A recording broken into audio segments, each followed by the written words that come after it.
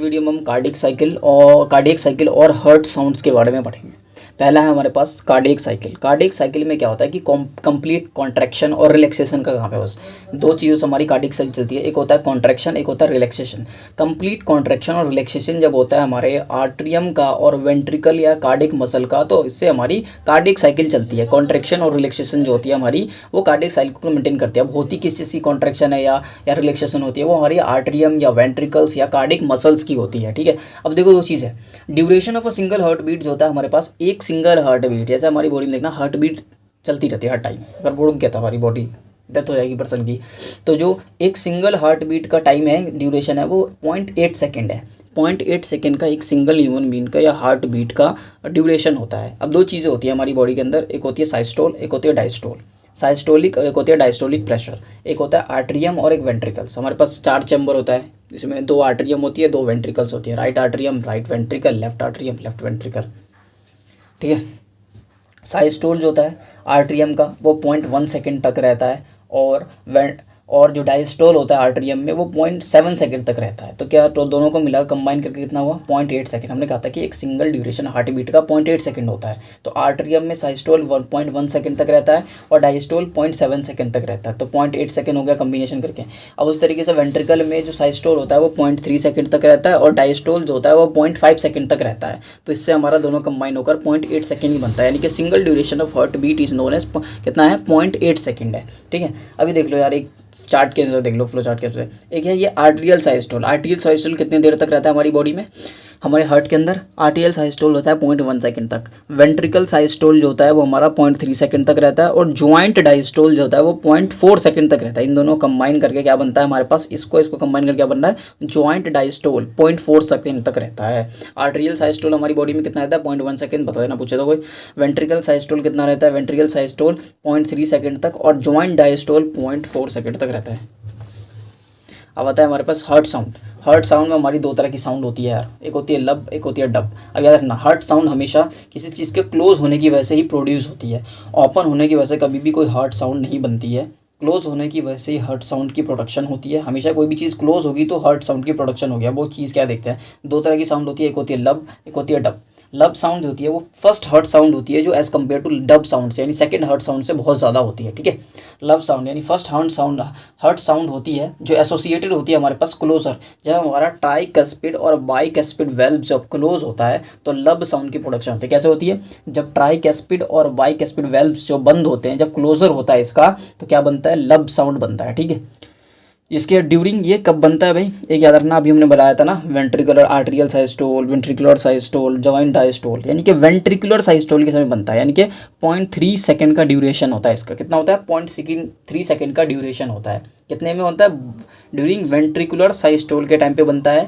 लब क्या होता है, द फर्स्ट हार्ट साउंड होता है। ठीक है, जो एसोसिएट होता है, यानी कि जब हमारा ट्राइकस्पिड और बाइकस्पिड वेल्व क्लोज होता है तब होता है ये। इसका मतलब 3 सेकंड, 0.3 सेकंड तक होता है ये वेंट्रिकुलर साइस्टोल केस में होता है। इसकी पिच लो होती है, याद रखना, और टाइम ड्यूरेशन बहुत ज़्यादा होता है। टाइम ड्यूरेशन कितना होगा, बहुत ज़्यादा टाइम ड्यूरेशन होगा इसका। लंबे समय तक आएगी आवाज़, पर आवाज़ इतना बहुत कम होगी आवाज़। ठीक है, लो पिच की होगी। और डब क्या होता है, ये सेकंड हार्ट साउंड होती है जो हमारा मतलब सेमी ल्यूनर वेल्व की क्लोजर होने की वजह से जो आवाज़ आती है उसको हम डब कहते हैं। जो साउंड हमें सुनने को मिलती है वो सेमी ल्यूनर क्लोज वेल्व्स की क्लोजिंग होने की वजह से होती है, जिसे हम डब के नाम से जानते हैं, जो वेंट्रिकुलर डायस्टोल के केस में होती है। ये किस तरह में होती है, वेंट्रिकुलर डायस्टोल के केस में बनती है, जिसका पिच बहुत ज़्यादा होगा, आवाज़ बहुत तेज होगी, पर टाइम पीरियड बहुत छोटा होगा। टाइम पीरियड क्या होगा, बहुत कम समय के लिए होता है ये। ठीक है, लब हो गया, डब हो गया। लब में होता है हमारा वेंट्रिकुलर साइस्टोल के समय बनता है। डब जो होता है हमारा वेंट्रिकुलर डायस्टोल के समय प्रोड्यूस होता है।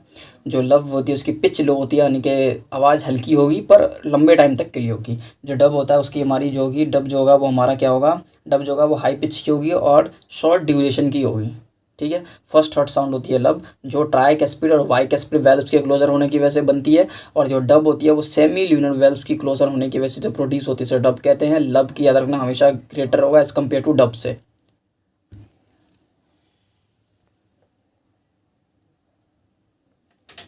अब देखो यार, दो चीज़ें हमने कहा था कि हमारी बॉडी में होती है 100% फीलिंग।